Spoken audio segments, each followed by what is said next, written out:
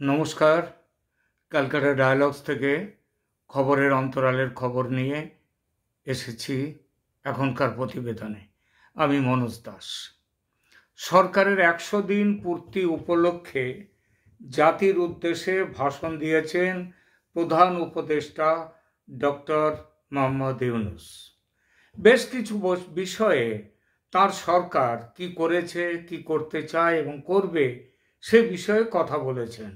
তার মধ্যে সংস্কারের বিষয় এবং বিভিন্ন কমিটি তৈরির বিষয় এই নিয়েই তিনি সময় কাটিয়েছেন, দিয়েছেন তার বক্তব্যের সিংহভাগ।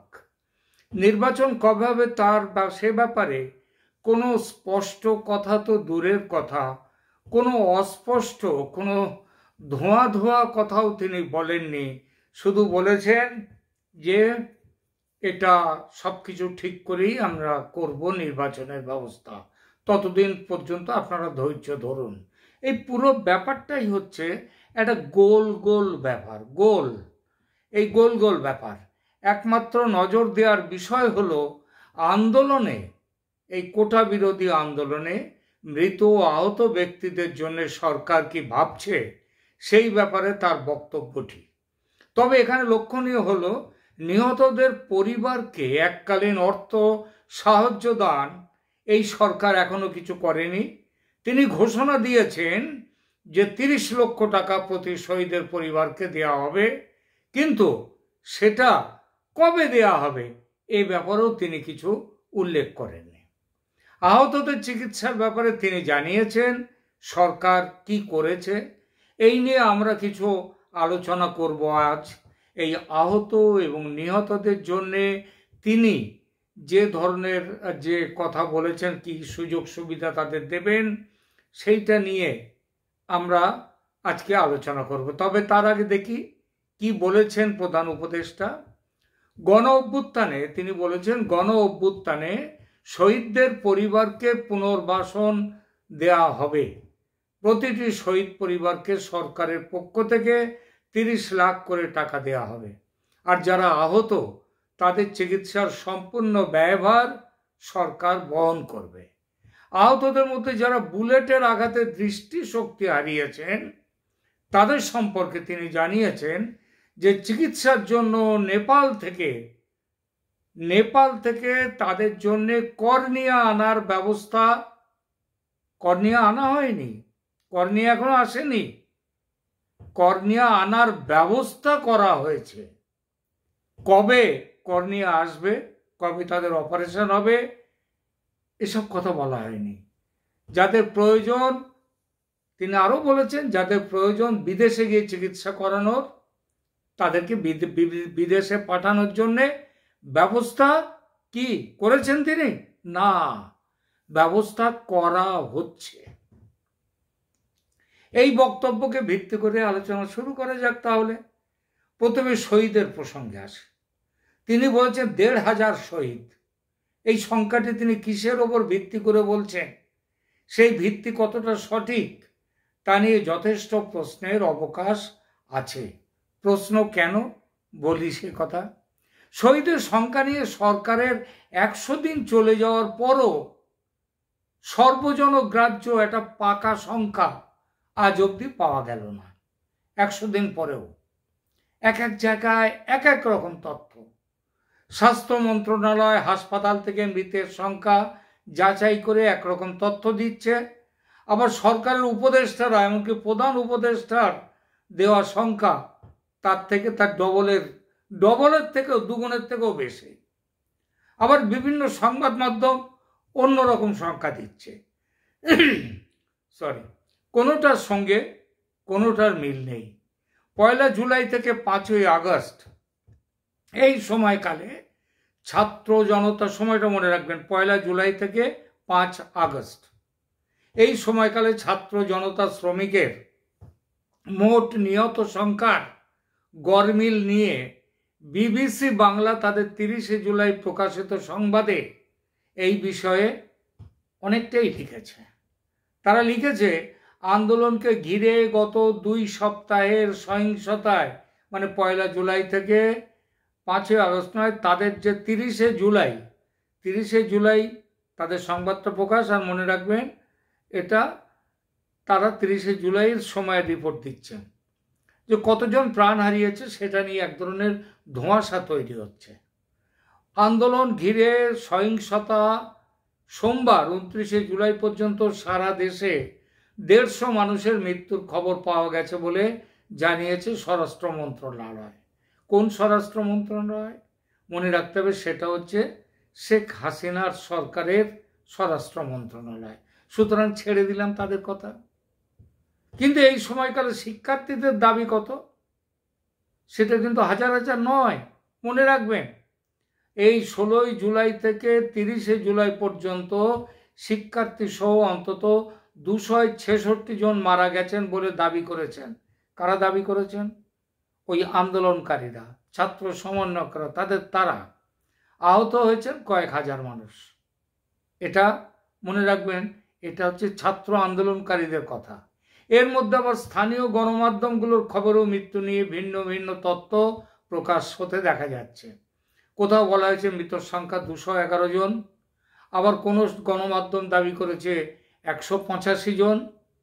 কোটা সংস্কার আন্দোলনকে ঘিরে গত 2 সপ্তাহ যে সহিংসতায় এখনো পর্যন্ত পাওয়া তথ্যে বিবিসি যেটাতে সিলমোহর দিয়েছে, সেই সংখ্যাটা হলো 30শে জুলাই পর্যন্ত 208 জনের মৃত্যুর খবর। কত? 208 মৃত, মানে শহীদ। আহত হয়েছে কত? 5000-এর বেশি। সব দিক বিচার করে বিবিসি বাংলার শেষ পর্যন্ত সিদ্ধান্ত তাহলে কি দাঁড়ালো? 30শে জুলাই পর্যন্ত নিহত হয়েছেন 208 জন। তাহলে 5ই জুলাই, তারপরে 5ই আগস্ট, এরপর বাকি থাকছে সেই সংখ্যাটা।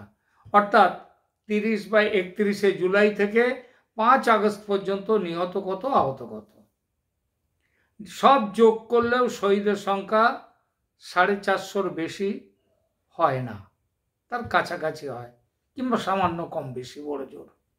জাতিসংঘের হিউম্যান রাইটস হাই কমিশনার যত মৃত্যুর খবর পেয়েছেন, তাদের মধ্যে অন্যদিকের, মানে এদের দিক থেকে পুলিশের দিক, নিরাপত্তা রক্ষী ইত্যাদি, পুলিশ ইত্যাদি যারা মারা গেছে, তাদের সংখ্যা মনে হয় কিছু তার মধ্যে এসে গেছে। যাই হোক, হিউম্যান রাইটস হাই কমিশনার জাতিসংঘের, তিনি খবর নিয়ে তিনি যে সংখ্যা দিচ্ছেন, সেই সংখ্যাটা হচ্ছে 650। ডেইলি স্টার পত্রিকা, আমার কথা নয়, ডেইলি স্টার পত্রিকার 17ই আগস্ট সংখ্যায় পাবেন, এই তথ্য পাবেন আপনারা। তাহলে নিহত আহতের সংখ্যাটা কি দাঁড়ালো?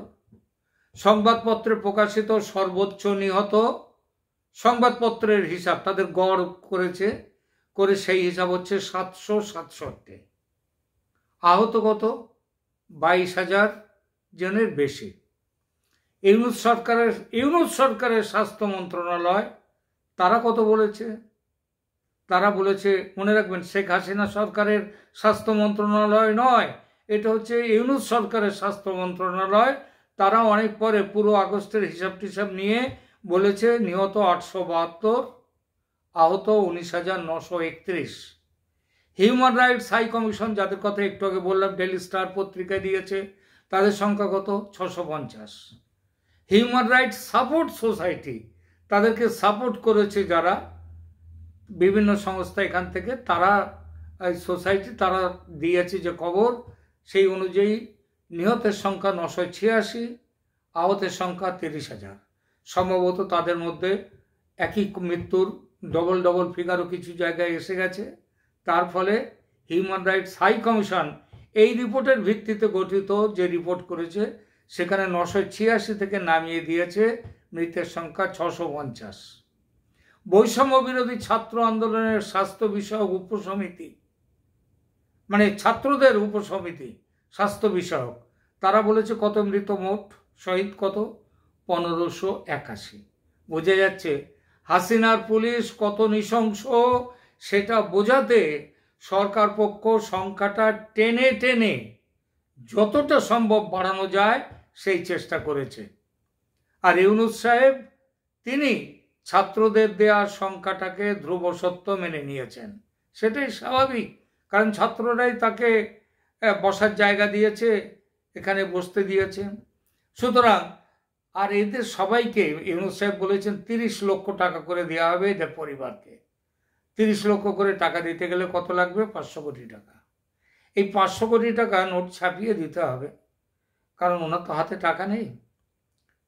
এটা দিলে কিন্তু কথাটা হচ্ছে টাকাটা যে দিতে হবে, এটা দিলে তো দেয়ার কথা বললে, দেয়ার ঠিক করলে তখন তো দেয়ার প্রশ্ন আসবে। সেটাই তো ঠিক হয়নি। কবে দেবে সরকার এই টাকা, সেটাই নির্বাচন করার মতো তারিখ নেই। ভণ্ডামির চূড়ান্ত। আসুন আহতের সংখ্যায়। চোখে গুলির ছররা লেগেছে জুলাই মাসে, 4 মাস চলে গেছে। তারপর এখনো পর্যন্ত কারো কর্নিয়ার অপারেশন হয়েছে কি? নেপাল থেকে কর্নিয়া এসেছে কি? না, একজনেরও চিকিৎসা হয়নি। ইউনূস সাহেব জানালেন নেপাল থেকে কর্নিয়া নিয়ে আসার ব্যবস্থা হচ্ছে। কেন এতদিন হয়নি সে ব্যবস্থা? চোখ কি ওই গুলি নিয়ে বসে থাকবে চোখ? হ্যাঁ, চোখের মতো সেন্সিটিভ জায়গা।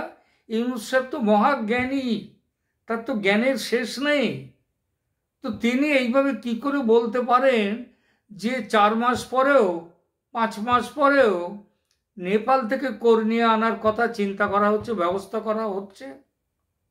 এটা লজ্জাও করে না? হ্যাঁ, এই ধরনের কথা বলতে এত জ্ঞানী মানুষের? কোনো একেবারে নির্লজ্জ হলে তাহলেই এই ধরনের কথা বলা যায়। এতদিনে তো অনেকের চোখ শেষ হয়ে গেছে, নষ্ট হয়ে গেছে। ছি! সুতরাং নিহত আহতদের চিকিৎসা এবং আর্থিক ক্ষতিপূরণ নিয়ে ইউনূস সাহেব যা বললেন, সেটা ছেলে ভোলানো ছড়ার চেয়ে বেশি কিছু নয়। একদম ছেলে ভোলানো ছড়া। যেমন বলছেন নির্বাচন কবে হবে, আগে সব সংশোধন করে তারপরে নির্বাচন হবে। আর এতদিন পর্যন্ত কেন ব্যবস্থা হয়নি, আপনারা সেসব ব্যাপারেও কোনো কথাও নেই ইউনূস সাহেবের। সুতরাং আহত ও নিহতদের চিকিৎসা ও আর্থিক ক্ষতিপূরণ নিয়ে ইউনূস সাহেব যা বললেন, ওই যে বললাম ছেলে ভোলানো ছড়া এবং অত্যন্ত নিম্নমানের, কাঁচা মানের কথাবার্তা। মনে হয় এটা আমাদের চেয়ে নিহতদের পরিবার পরিজনরা এবং আহতরা তারা আরো ভালো বুঝেছে। আর আহতদের এই জন্যেই আপনারা দেখেছেন ঢাকার রাজপথে এবং বিভিন্ন জায়গায় আহতরা তারা চিকিৎসার দাবিতে, যারা চোখের গুলির ছররা লেগেছে তারাও পর্যন্ত চোখ বেঁধে রাস্তায় নামতে শুরু করেছে দিকে দিকে। সেই জন্যে সরকারে বসার 100 দিনের মাথায় ছাত্রদের, আহতদের রাজপথে দেখতে পেয়ে ইউনূস সাহেব একটা ছড়া ভোলানো গল্প তাদেরকে দিলেন।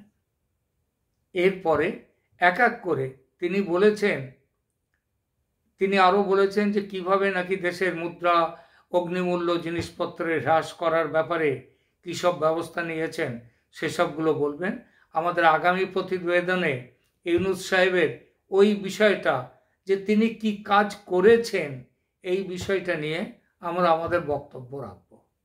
আজ তাহলে এখানেই আপাতত থামছি। ভালো থাকবেন সবাই।